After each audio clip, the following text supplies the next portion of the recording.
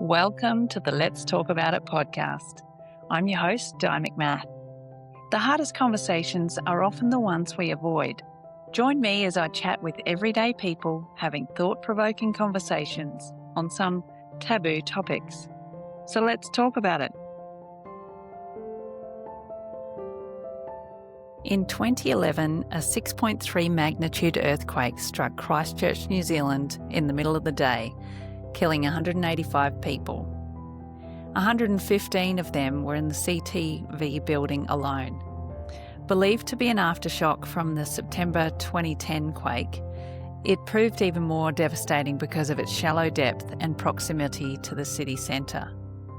In this episode, I'm joined by my amazing, fun-loving and hilarious cousin Fee, a deeply empathetic person with a truly beautiful soul. She owned 2 hairdressing salons and was working in the city that day. She shares her first-hand experience of the quake and how its aftermath shaped her life, from rebuilding after disaster to a struggle with alcoholism. And she also talks about a deeply personal journey of adoption and identity. Through it all, we explore how humour can be a powerful healer. It's an honest story about resilience and surviving what comes after the ground stops shaking. As a warning disclaimer, some of the topics in this episode can be confronting and may be triggering for some. Also, strong language is used. With that in mind, viewers' discretion is needed, and it's only recommended for viewers and listeners over 18 years of age. So let's talk about it. So, Fee is my cousin. And today we're just driving around the Gold Coast where all the beautiful people live, hey? Yeah. Apparently. Big lips, fat tits.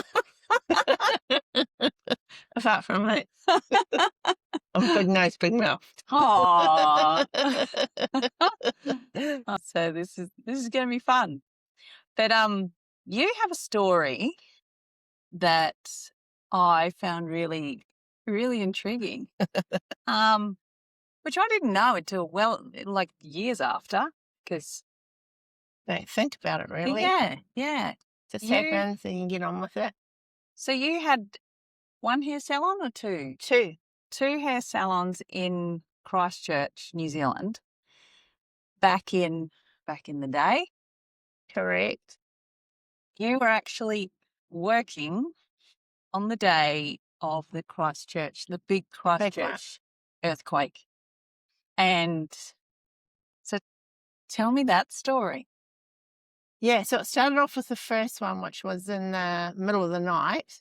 Yeah. And woke up to the bed like having a spazzo, shaking. Wow. And then you're like, what the hell? And then it takes you a few seconds to like gather your thoughts. Oh, fuck, that's an earthquake. Yeah. So you get up to have a look around because that's what you're meant to do. Not be under a table or a doorway or something. All that shit was downstairs because it was 2-storied. And I couldn't even walk down the stairs. They were shaking that much. Wow. But anyway, so that was in the September, I think it was. The first one, and it was in the middle of the night. Yeah.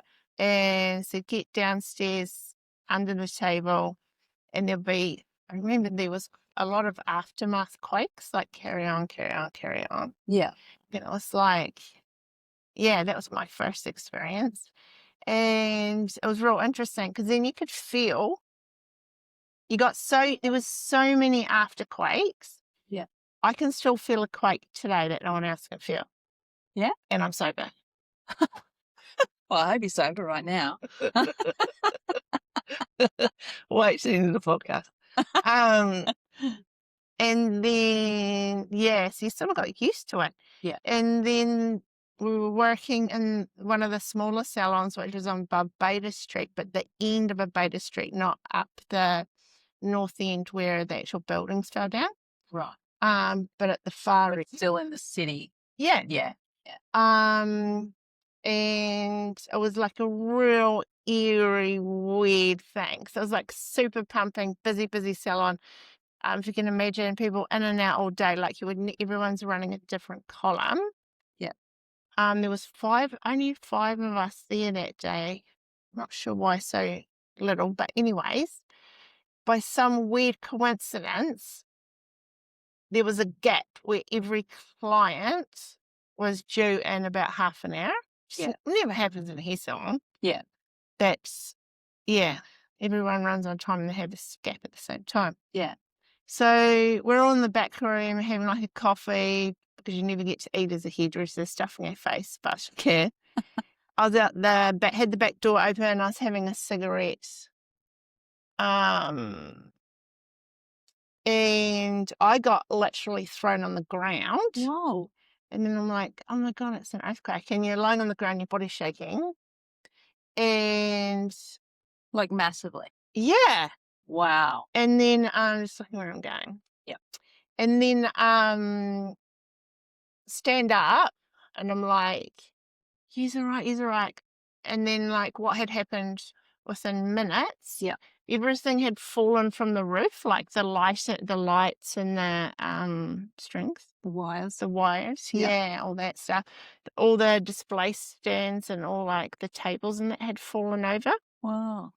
Where the basins were, the plumbing had been ripped up. So bizarre. The toilet, the plumbing, so the salon was flooded. The salon was flooding. The fridge had fallen over, everything's fallen over, but no one got hit. All by the grace of God. And it was real bizarre. So you always wonder, it's funny because I always wonder, like, 'cause my personality is a bit like, I don't know, fucked up. I love your person. I mean, I wonder, like, I stress out for no bread in the morning. I'm like, what am I going to eat? Anyway, I was like totally calm, responsible, got my staff away safely. If you've got a trip, is your phone working? Okay, I want you to ring your parents. You're on your way. Da da da da. So all the young ones left, and then it was just me. And I can't even remember her name. I don't know why I can't remember her name, but she was fucking. It was so funny because it's weird how you react. So I grew up, my family, whether it was a sad circumstance, a good circumstance, traumatic, using laughter to get through anything. Good co-pilot here. Good shit. Would have been real good now. I forgot the story. Good shit. But you always wonder how you'll act. I found out how I would act in like a traumatic event. I was like super calm, organized. Wow. Yeah. So I'm so proud of myself. I was like kicking goals. Yeah. And then anyway, okay, so we're getting everyone's escape plan pretty much. By this stage, everything had fallen down in the centre of the city. There was people running past the salon, blood coming down, see blood on them. Everyone's coming out of their buildings, their workplaces and their homes, because it was a residential area, and just like, what is going on? I did have one client that slept right through it. Wow. Yeah, I'll never forget that, because I was like, man, you're random. And the car park, for instance, went straight to liquefaction. I went outside to see how I was going to get home after the staff were organised, and I was like, oh, fuck me, I didn't fill up on petrol. Ooh. But can I get my car out of this liquefaction area? Because it was like walking on foam. Wow. Like it was literally like walking on a trampoline. It was the most bizarre thing, and it was concrete. Yeah. And then in areas, liquid is coming out of the ground where the concrete had split, so it's filling up with water. So I moved my car onto the road and went back inside, and there was one lady left, and I said to her, "Oh, was she a staff?" Yeah. Yeah. I was like, "Oh, I've got no petrol." I said, "Awesome." She said, "It's all right, drop you home on the way to where she's heading out." And then she was like, "But I've got foils in my hair." And I'm like, "Yeah, great. They've got blood all over them screaming down the street. What do you want to do?" And so she insisted I had to wash her hair out. What did she say? So she was concerned about that if she had lightener in her hair, it would dry her hair out. Oh my God. I know, it was so funny. So here I am. There's no water, obviously, because the pipes and shit had broken. So I got the fridge had fallen over. So I run out the back to find anything liquid contained. So we had we kept big bottles of orange juice for the clients. Yeah. So I washed her hair out. She lay back at the With orange juice. in the sink, washed her hair out with orange. I said, do you want dry hair or orange hair? Like, can go either way, but, you know.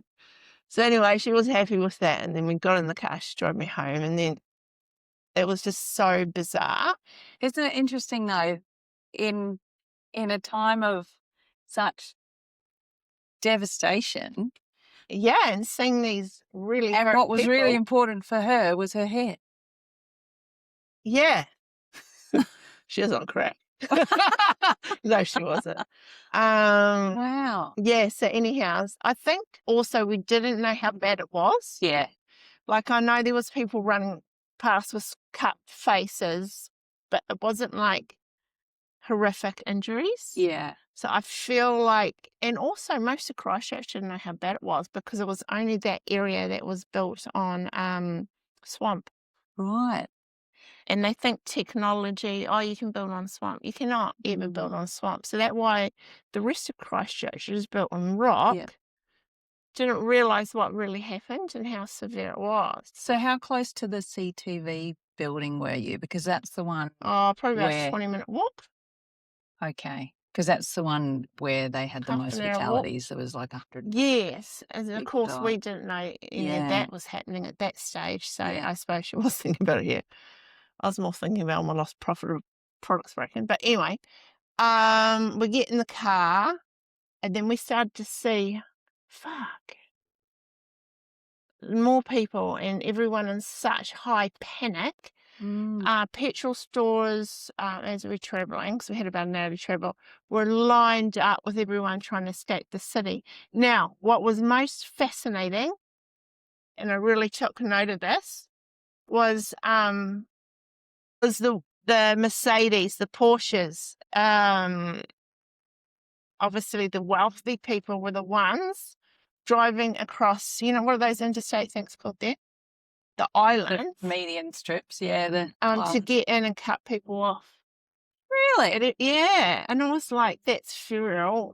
I never forgot that because I was like, How rude. Entitled? Yeah. I don't know Yeah. where that came from. But anyways, that was the case at every petrol station. Jeez. And it was a big argument point afterwards. And then about another couple of suburbs away because it was slow movement in the traffic. So everyone's like, you know, trying to escape, get to the schools where their kids are, etc. And I was on the, both of us laugh at when stuff happens because you laugh or you cry and something comes out. Yeah.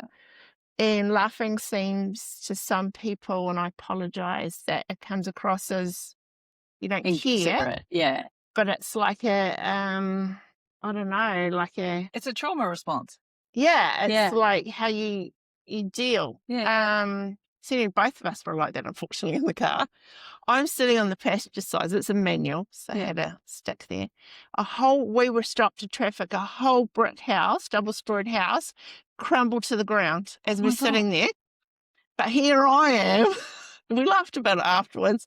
I got such a fright. So I just scramble over got stuck on the bloody Gear stick. which could have been awesome, but it wasn't. Trying to climb on her knee. And she's like, what are you doing? You know, like, I don't know, I got to get out. Wow. Anyway, so got back in the seat and got dropped off. But where I lived was quite far out in Horn Bay, no one knew what would happen. So here I come in, like, explaining to who I live with. Oh my God, like, this is crazy.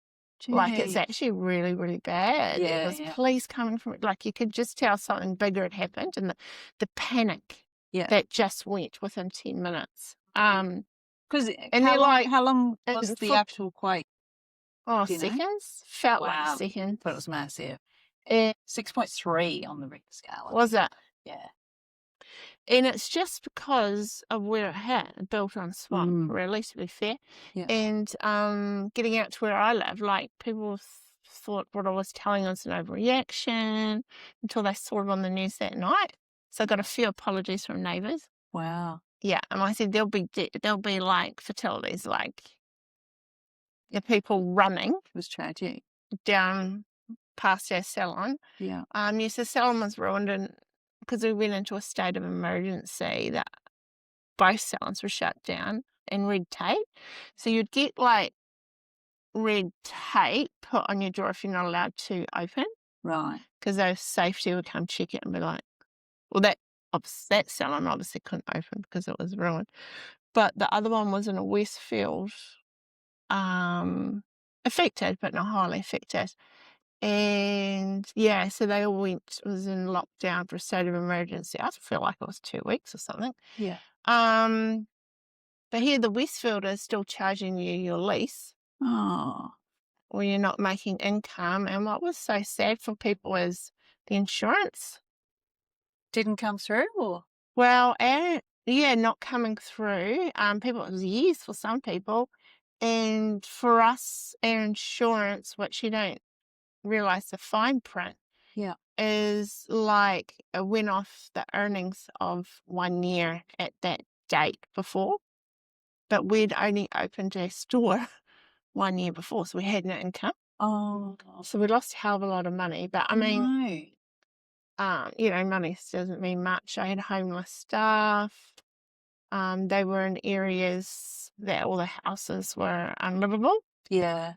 God. Homeless staff and, all of that. And being So, such a small community, like Christchurch is quite small, yeah. everyone's sort of got a friend or a friend of a friend or a relation. Yeah.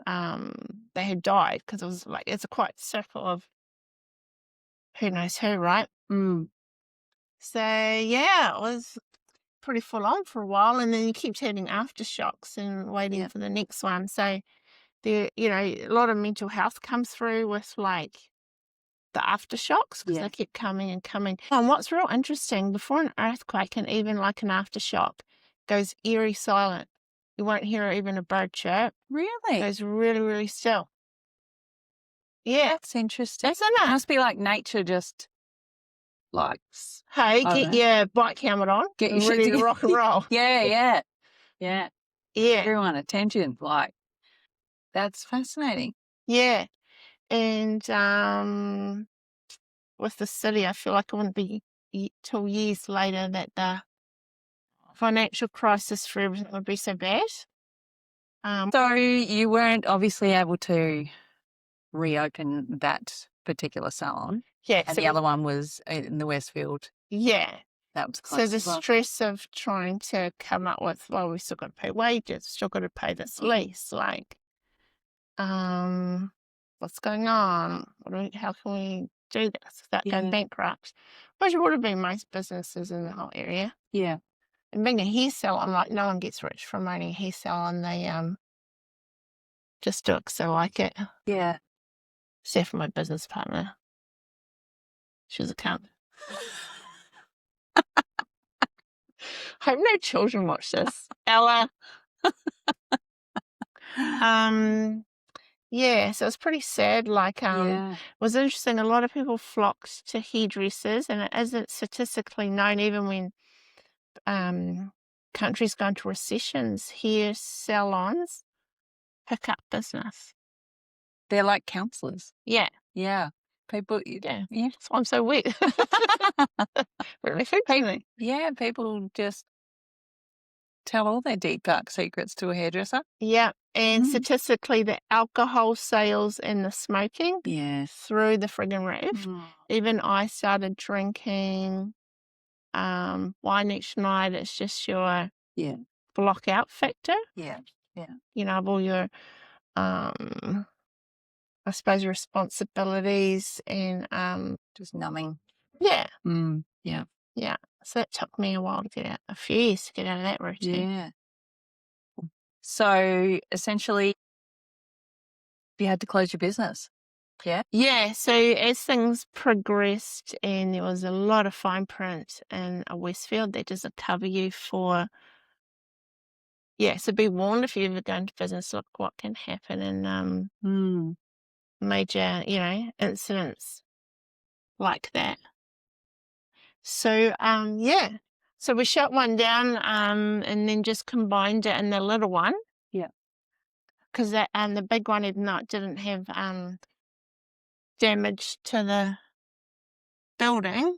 Yeah. Once we got the other one fixed up in the clearance and state of emergency stopped, and we can all go back to work, and we fixed it up. All of us went in there like it's a little salon, we're all like really studying questions. But yeah. Geez. And were you able to build it back up again? Yeah, so it was still successful. Yeah. And what about busy. What about your clients that obviously, Oh, have it was gone through the same thing? so hard because all day, because we touch people. Yeah. It's an automatic barrier release for someone in a way. And they feel very comfortable to talk about anything and everything. So all their problems, all their money losses, their deaths, everything comes to us. And we'd have people, even I had quite a lot of mentally ill people. I used to take my wee dog to work, so I'd wee therapy dog, so the elderly ladies would just sit and comfort her. Yeah. She lapped it up. And we'd get a lot of neighbourhood visitors just come in for a cup of tea. Really? If people that lived alone and didn't have anyone. Yeah. Yeah. So I tried really hard to keep that community thing welcome. Spirit. Can you remember some of the stories that your clients would tell you? The one I remember, because it sticks out in my mind, because I don't have very good memory, but I was doing that. Everyone had lost businesses, their jobs, business and homes. Wow. And that's where all this financial stress came from. Yeah. And I was doing the clients here, and, I was like, he's quite down. I said, how did you go, where you're at, home, business? I knew he had a business. I said, did you lose your business? And he said, no, but I lost my wife. Oh. I'll never forget. I wanted to throw up. I'll never forget that for the rest of my life. Yeah. And it just really sunk home, who gives a shit? Yeah, about stuff. Yeah. Yeah. A lady lost her baby. A brick came down on the wrong angle. Just one brick from one building flew quite far and hit the baby in the head. Oh. Now, what was really interesting, one of my clients' granddaughters, and it's like a miracle in a way, she was in hospital for 2 years. She had pretty much every broken bone possible in her body. And survived. Yeah. Have you ever heard of that? Well, yeah, not now. a particular case, but yeah. Wow. Yeah, so she was in hospital for a couple of years from memory. I'm not sure what happened to her, but it's in the long-term, pain and suffering from that. I couldn't believe it. It was like, wow, never heard anything like that. And then I don't want to go to McDonald's and sit here fair quicker. That's not fun. I think, I really love mockers at the moment. Do you? Strong one. I like a dirty chai. Have you had one? Dirty old chai. Not a dirty chai, a dirty chai. I shouldn't have said that. Do you want me to do it? Yeah, I need to go to McDonald's. I love McDonald's. Do you? Takeout. Oh, shit. Sorry. He's in. You're fucking useless, co-pilot. Where were we? Talking about Chinese, but they broke bones. Yeah. Lots of stories. There was buses. It wasn't just the people in the buildings. A lot of the fatalities come from being on the street, the cars getting squashed. Wow. A bus getting squashed. One of my clients, his whole, I think it was quite a few members of his family on this bus. They were away on a trip somewhere. It was his parents and I think like an aunt or nephew or something. They all got killed in the same thing. Getting to the schools was a major factor that day. Yeah. So you can imagine these parents that can't get hold of the school. Oh, how awful. Because, phones go down, all that shit. But you're trying to work out if they can get to the schools, where are they keeping the kids. yeah, that would have been really dramatic. Yeah. Yeah. But yeah, everyone seemed to have some sort of connection to someone. Like you read overseas, I mean, there's thousands of people die in countries that no one ever talks about, which sucks, but it just happened to be New Zealand, so it became a big topic. But yeah, for a small city, Yeah. I think it hit quite hard because it was all related. And then you had a trough trying to get in for emergency support, eh? Yeah. Well, I remember I was working in the ambulance at my station, and there was a few of us that were Kiwis. One of my mates was actually in Christchurch. He comes from Christchurch. Oh. He was there at the time. And so Wow. he went to, from what I can remember, he went to one of the stations and just said, hey, advanced care paramedic in Australia, blah, blah, blah. And they literally, yeah, for sure, handed him a kit and whatever. And yeah, just he went and did his thing. But yeah, so there were a few of us at the station, about 3 of us, and one guy in particular, he actually put together for St John Ambulance in New Zealand the disaster management program. Yeah. So the perfect person to The be perfect going. person, and from there that knows all the roads, the buildings. Yeah, and none of us wanted to be paid for it. We were like, hey, No, can we go as paramedics, yeah, but just, take kits and drugs and whatever. Yeah. And do you know what the question that was said to me was? Are you an Australian citizen? And I said, we want to look good by sending Australia. yeah, that's pretty much, it was political. Yep. I said, no, what's that got to do with it? Try to make the most out of it. Yeah. So because we weren't Australian citizens, they said no.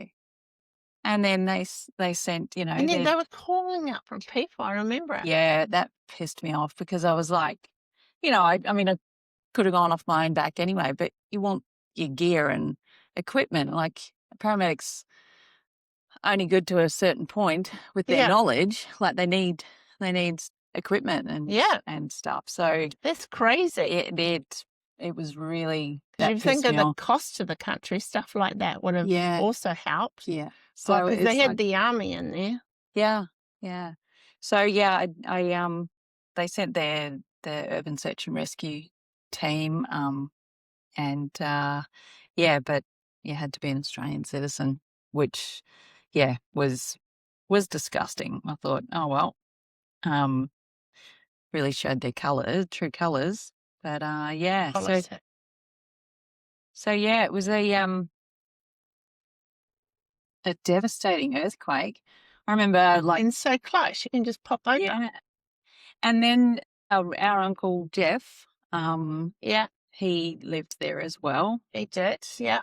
Yeah, I remember talking to him afterwards, and yeah, like I don't know, he was just really sort of down, and his tribe of people, friends and stuff, they were all tending to move away, or one of his in particular was quite withdrawn and just changed after that. A lot of people. Yeah. And you stayed at home because there was so many smaller quakes after. Yeah. Which unfortunately are putting more cracks in more houses. Yeah. Yeah, but with Uncle Jeff, he was telling me when it happened, we were laughing about it because that's just how we roll. Yeah. He was lying in bed and he didn't get out of bed because he didn't think he could. So, yeah. And then all he could think of had this massive, mirror, and it was one of those old school mirrors that had all the beautiful engraved, silver and stuff around it. Yeah. Extremely heavy. All he could think of was that's going to fall on my head. Was this for the first one? I don't know why I think that's so funny. Was this the first one when it was in the night? Yeah, it must have been. Yeah. It was if he was in bed, right? Yeah. Yeah, I don't know where he was during the day till the next one. Yeah. Yeah. And see, so many people over here in Australia have never gone through an earthquake. But the fires and the flooding and Yeah. the extremity here is like, and it's so regular here. Yeah. It's scary. I remember when I was in an earthquake in New Zealand when I was only a kid, but I was in the shower and like got thrown up against the side. I was like, whoa. And then, like you said before, everyone just goes out into the street. I mean, obviously I dried myself and I was clothed. Whatever. But yeah, we're all like, what the hell happened, And yeah, so it's a bizarre feeling, isn't it? Yeah. And I mean, that was only a little one. And there's so many fuck knuckles because it's like, I remember after the first one, so we were under the doorway, which you can see out onto the street. Yeah. Like, it was just a small flat. And all the neighbours, or I don't know where all these people came from, they had like bike helmets on and shit, because that's going to help them. And flashlights, and they were all excited running around. Oh, really? Yeah. Wow. Yeah. It's fascinating how people respond. Yeah. Like some just dumb shit. It's funny because one of my workers is Samoan. Yeah. And massive family. And I was on the phone ringing everyone, are you right? I had 24 staff, so I'm ringing around. And he's like, oh yeah, we're all under the kitchen table. I'm like, how do you even fit? Like, it's like 12 of them. That's a funny memory I remember as well. Oh, Yeah. Fee's hubby is Samoan. Yeah. So, yeah. It must be a big kitchen table. No, it wasn't. I'd been to his house. So that was like a joke he's laughing on the phone. So, yeah. Yeah, but yeah, it was later on when the people went bankrupt and insurance is obviously not coming through fast enough. Mm. Yeah. So having gone through that, such a big natural disaster, what do you think New Zealand as a country, or any country really, can learn from it? This is just what I think. Like, say my grandfather, who would be like 120 now, and he's from our town. Yeah. Where they farmed, and through Queenstown and through all those areas of Wanaka and in the hills, there's creeks that run down. Yeah. And stuff like that. So you never build on any swampy land. Yeah. And they have to stick to that old school, because everything that happens is the way that they say the earthquake's safe. But look at all around the world, they're not. Yeah. That's just those fault lines. Yeah. Yeah, like so they know where they are. They're like building stuff to make money, but it's not in a safe place. Even in Australia, I was talking to a lady this morning with that cyclone. The Gulf Christmas Coast. Day, Yeah, 2023. Yeah, I was having a giggle. So she's an elderly lady. Anyway, she didn't realise her roof had been ripped off. Whoa. Because the the roof bit inside the house is still there, but the actual roof was ripped off. She didn't realise it. Where did she live? Upper Coomber on the hill. Oh, yeah. So she was interesting to talk to. Jeez. And then the kindness of people. So a guy came round, she rang a guy and she said, I need to get my roof on. I've got no family. I'm 80-something. I don't know what to do. He just charged her for petrol because he had to travel quite far. He charged her $200. Yeah. Just to cover petrol and a few bits to fix it, put the roof back on. Wow. Oh, that's nice. So there's Stores your people faith around. in humanity, doesn't it? Yeah. Yeah. Yeah. And the clean up after the earthquakes, the community coming together to help people clean up, Mm. There's still more good people than bad. But like my brother always tells me, you always got to be prepared for a situation.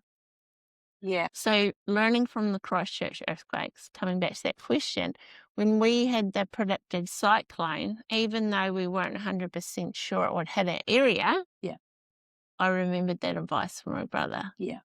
Because you couldn't This go to is Simon. supermarket. Yeah. So Simon is a paramedic in New Zealand, has been for a long time. Yeah.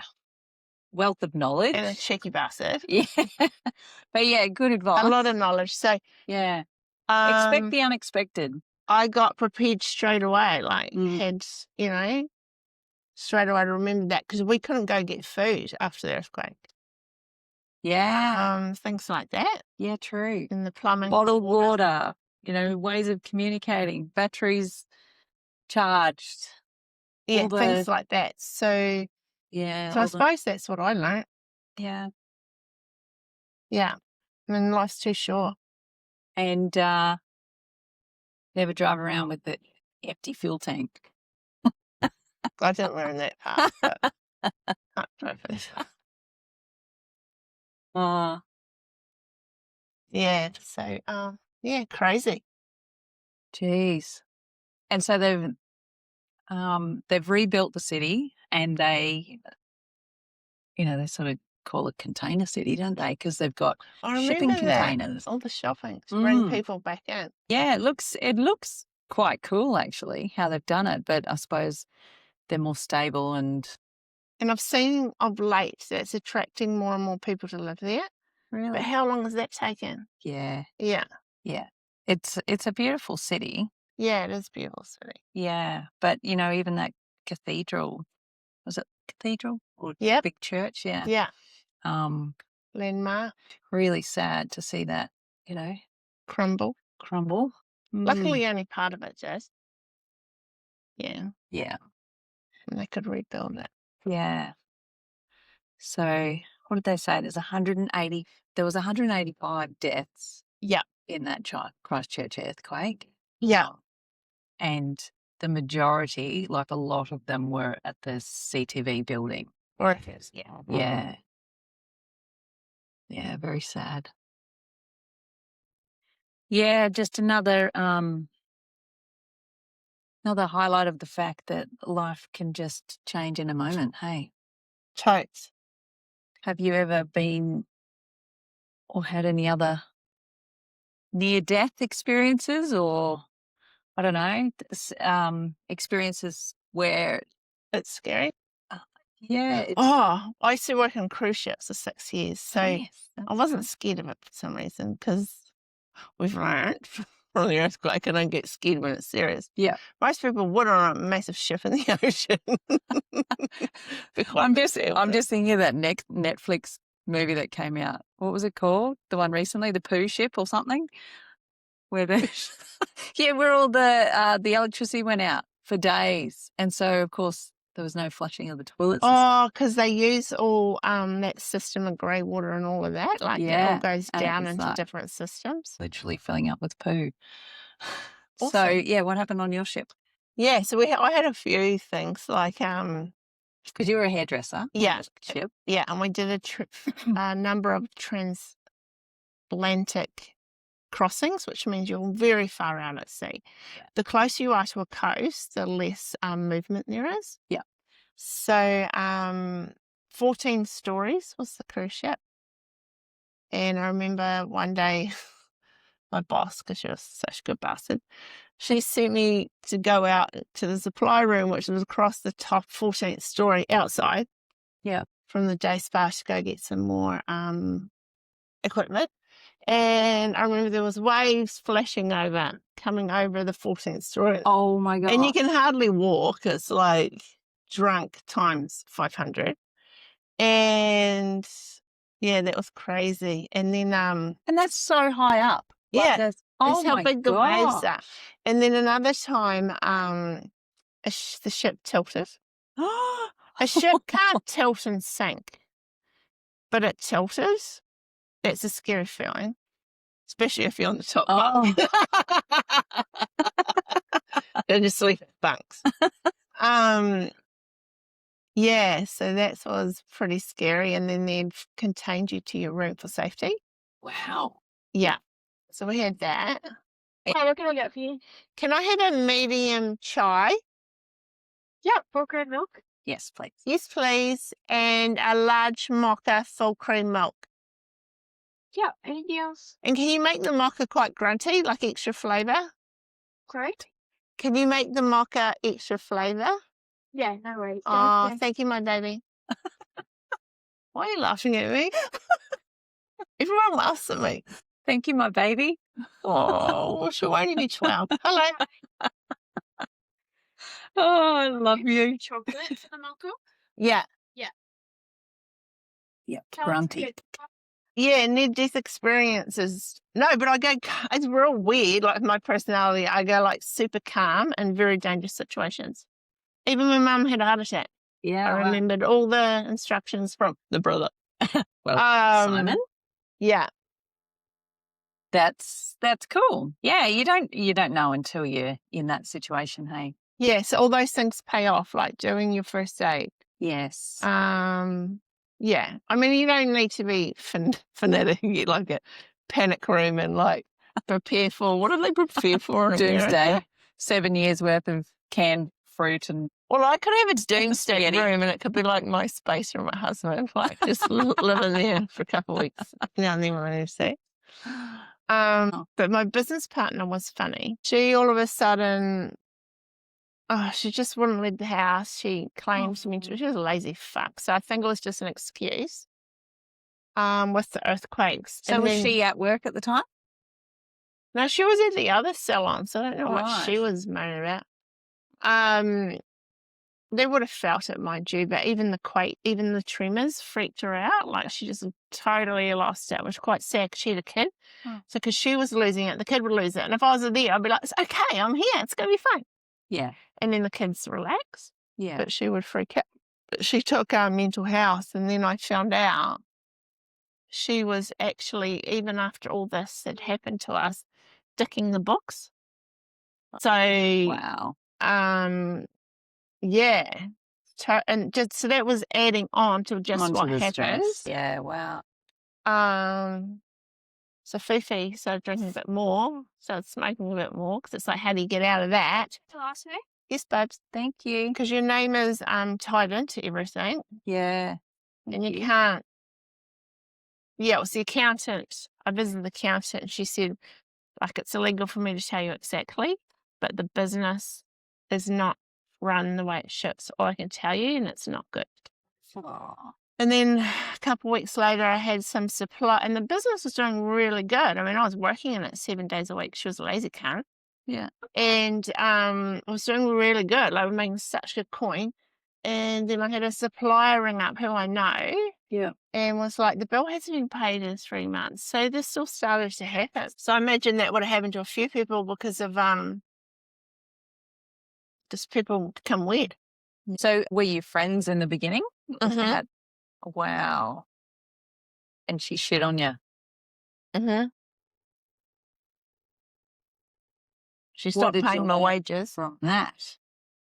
So she was Never go to business with anyone.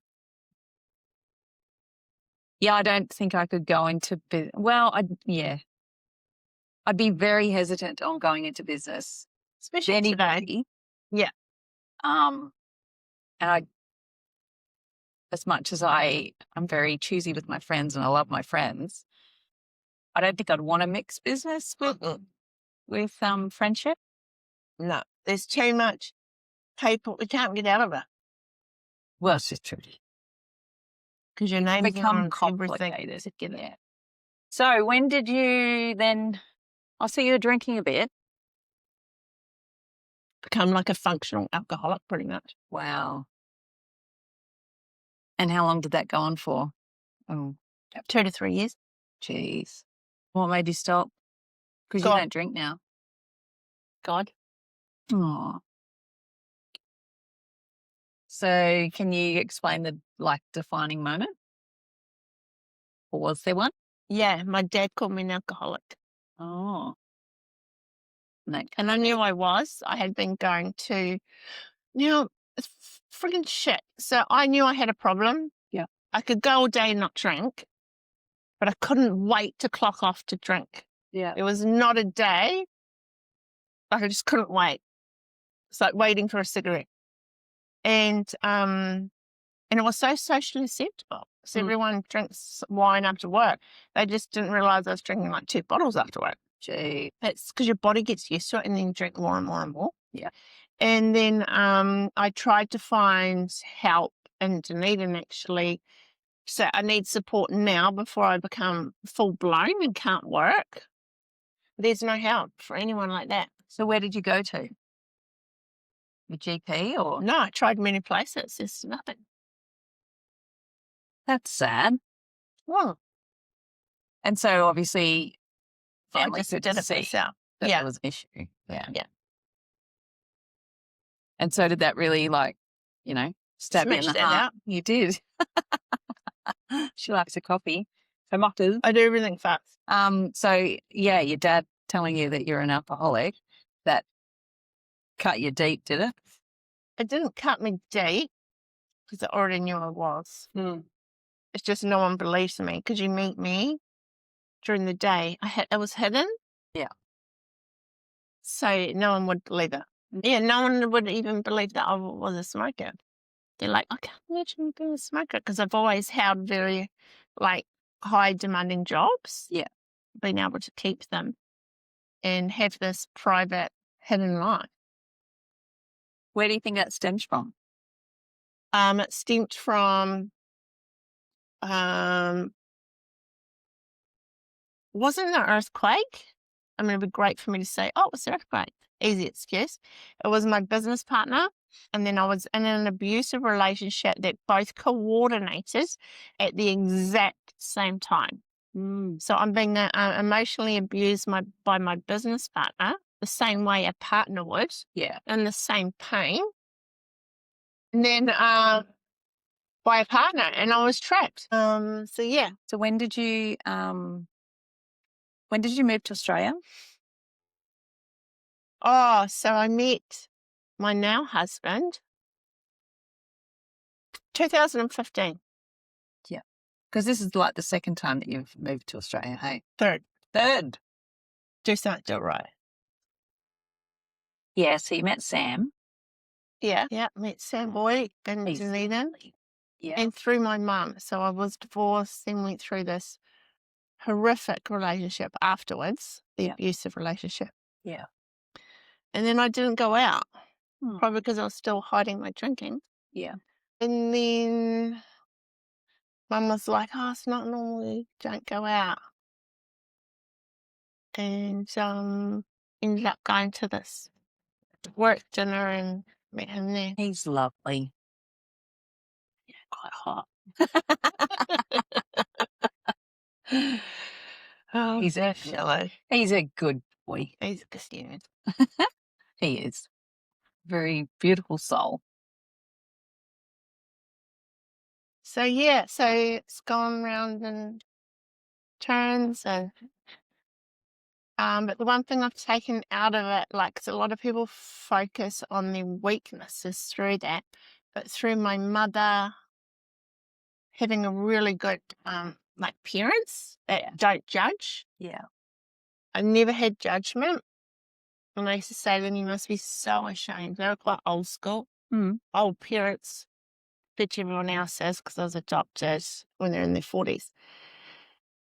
And I thought, gosh, so much shame on them. But they never judged. And that was life-changing. How old were you when you were adopted? 6 weeks. Aww. Ah. Little baby Fifi. I was swearing when I came out of the room. So they adopted me out. Oh, lucky that you, joined our family. Well, thank you. Well, it is my family. Yeah. Don't see it any other way. So my Uncle Jeff is my mum's brother, and Uncle Jeff is Married my auntie, my mum's sister. Yeah. So I don't know how they say that, but we're just cousins. We're like sisters. Yeah. Aren't we? Yeah. I love that you're living here and so close to me. Me too. Fuck nugget every day. Oh, by the way, that's we watched this podcast and fuck nugget was, how was it? It's a term of It's a endearment. term of It's endearment. like I love you. Yeah. By crazy people. Yeah. They just say So that's what we it's call like a each other. code word to say I love you. You're a fuck nugget. My God. This is rather than let's talk about it, we're like, let's arrest it. Let's medicate it. Well, yeah, they probably do have medication for us, but we're fun without it. And it's addictive. It's called meth. Well, do you want to talk more about being adopted? Yeah. So you were 6 weeks, Awesome. and you are awesome. And so It's all my mum told me, and I'm sticking to it. you're born awesome. Right. So your adopted parents, which we call your parents, Holly and Golly, they were very open with you right from the beginning. Yeah, I don't remember the conversation. I just always knew I was adopted. And what are your thoughts on adoption? Well, everyone has a different emotional connection and story. Yeah. I don't have any emotion to it at all. Yeah. To me, it was like a gift from God. I have such respect for my birth mother. Yeah. Because I'm nearly 50. So if you think back in that time of her being only 15, there could have been so much of a story, her story, which I don't know. So imagine that. So I have so much respect for her that she had to go through so much pain and probably shame at that time as well. Yeah. So when I was 20, the rules have changed now, the legal rules, but when the legal rules in New Zealand at that time, you had to be 20 to find out who your birth parents were. Yeah. So it was a bit of a process I went through. All I remember is I ended up in the library or something in Invercargill, and it was birth, deaths, and marriages. Yeah, I don't know how I found it. Anyway, I got my original birth certificate from there. Jeez. And maybe it wasn't. I might have made that up. But I got my original birth certificate. Yeah. And it had her name on it only. Oh. So I did digging from there. Now, she ended up, because it was in Invercargill, and I was born in Invercargill. Yeah. And I was living there at 20. She was the next suburb over. Jeez. How weird. So she had too much pain around it because I'm not emotionally, I didn't go through any trauma around being adopted, but they would have, the parents. Like, imagine being an adult giving up a baby. Like, oh, I can't even imagine. So I fully respected her decision not to meet me. So you had to go through the adoption agency to ask her? No, I don't know how it works, but you could. Let them know that you want to meet her. Yes, I just rang her up. Right, yeah. She probably fell over and smashed her in the kitchen table. No, she got a fright. She was like, let me think about it. She thought about it. She rung me back and said, look, it's too painful. I don't want to dig up the past, and I've got a husband and 3 children, and like we're going through different stuff at the moment that I don't want to bring this on because they don't know about it. Oh, okay. And I'm like totally fine with that because it's not causing me pain, but I don't want to cause her pain. Yeah. So were you just like curious? I wanted to know what that looks like. Oh. Yeah, that was my whole thing. I wanted to know what it looked like. Yeah. So I didn't Could you date have my seen brother. No, yeah, true. no, but that was the thing, right? Yeah, yeah. And apparently, I watched a documentary on it. I've seen People who are adopted are naturally attracted to each other. If they don't know, they Yep. not like I'm attracted to Simon, but I mean, if they don't know, they've got a connection, but they don't know they're related. That's interesting. Yeah, so it was fun. So you have seen a photo of her? Yeah, so she wrote me a really lovely email, and she put all the medical history in it for me. Yeah. And she sent me a photo. Yeah. Dead ringer. Wow. Twins. Oh my God, you need to show me. Absolutely twins. Yeah, I'll show you. I haven't showed you it. No. Yes, still got it. Wrote me a lovely letter about just the history. And I reached out through her for one more thing, and that was for my birth father's name. Yeah. and she happily gave it to me. And I rang him, Yeah. and he was over the moon. He was so excited. And I remember because Mum and Dad supported us. Yeah. And they were like, yeah, so I had unlike parents, but that wasn't like jealous, like, Yeah. oh, that's my kid or whatever. So yeah, they supported that I was like inquisitive. Yeah. And he was just like so excited. I remember Mum saying that is so rare for a man.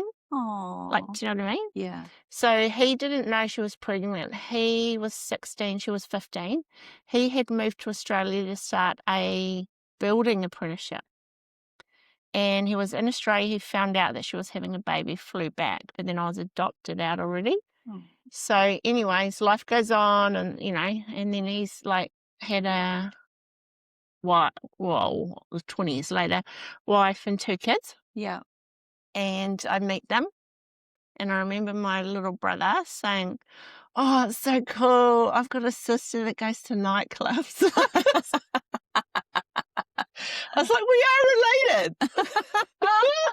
And yeah, and then I went abroad for a really long time, didn't I? Like Australia and all that, probably 10 years. So we lost touch. And back then it was only, didn't have a cell phone, so it was just mail. Yeah. They moved. Oh. And then lost touch with letters. And then, because it was no really big deal for me, Yeah. and I was probably too immature to understand it might be a big deal for him. Yeah. Like, I just don't think I had that emotional intelligence. I just carried on with my life, carried on having fun. And then one day I thought, oh, I might try and find them, which is probably only 5 years ago. Yeah. And I went on Facebook and found his wife. Her name's Sheree. And sent a message on Facebook and never got a message back, and didn't realise they don't use Facebook. Right. And then 2 years later, she must have gone on there out of the blue and found it. Oh. And then, so we talked a wee bit on Facebook, and one of my brothers, who I'm yet to meet, lives in Whangarei, which I go to quite a bit. So I'll organise to meet him, which would be kind of weird. That's exciting. Yeah, I think now that I'm older, I'm excited to see or touch, and it's blood. Like, my brothers and sisters are my brothers and sisters. There's no changing that. Yeah. They're annoying, but they're my brothers and sisters, and I love them. Yeah.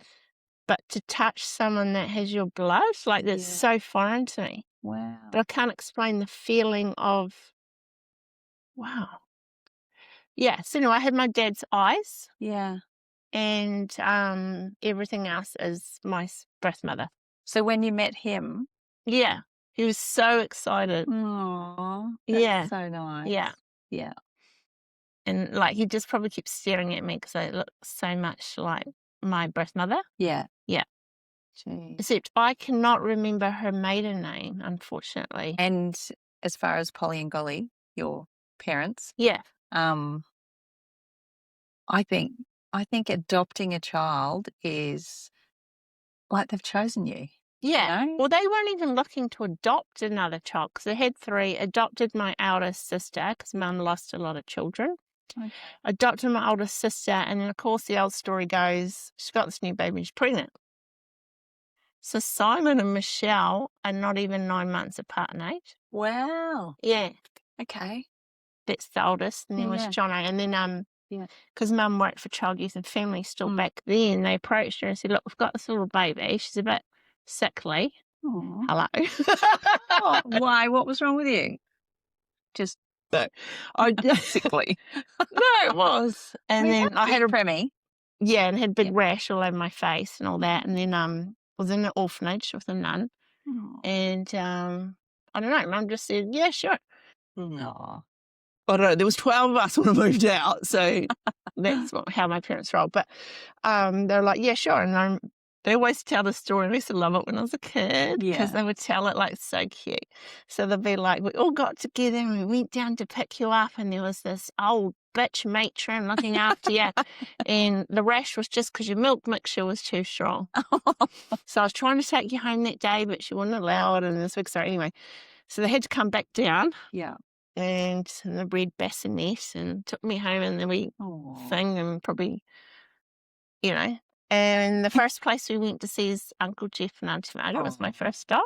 Yeah. and I was asleep, so they left me in the car. And Anna, Yeah. the story is, Anna come running in. Auntie Polly, there's a baby in your car. Because it was a surprise that they'd Oh. adopted. Yeah, funny story. So yeah, that's it. Aw. And here you are. Oh, you're just a gem. I love you. I love you, Goofy. Fuck nugget. Halo. Yeah. But it's interesting though, if the adoption process had a lot of trauma about it, and a lot of people adopted do. They Yeah. feel unwanted, Mm. which I suppose is a natural reaction, but you've got to remember there's something behind that. Yeah. It's not unwanted. Someone has a story behind it. Yeah. So What a for anyone beautiful listening, that's perspective. the way you have to think about it. Yeah. What Do a you know what I beautiful mean? perspective. Yeah, I Like love they have a that. story. It's not just about Yeah. you being adopted out. It's the Yeah. person or the parent. They could have aborted you, but they're like, no, I'm going to respect my baby enough and find it a better life. Mm. There's a story behind why they had to do it. Mm. I doubt they're just going to do it for fun. Do you know what I mean? Yeah, yeah. Yeah. You're a gift. Yeah, I know. Gift that just keeps on giving. Oh, wow. This has been fun. Oh, I've loved it. Thanks, Fee. You're welcome. Bye. Yes. Thanks for listening to this powerful conversation with my cousin Fee. Her refreshing humour and vibrant personality are a true reflection of her resilience and character in the face of hardship. If any of today's topics have brought up concerns for you, please don't hesitate to reach out for help. In Australia, you can call Lifeline on 13 11 14. Until next time, open your mind, trust your heart, and don't be afraid to talk about it.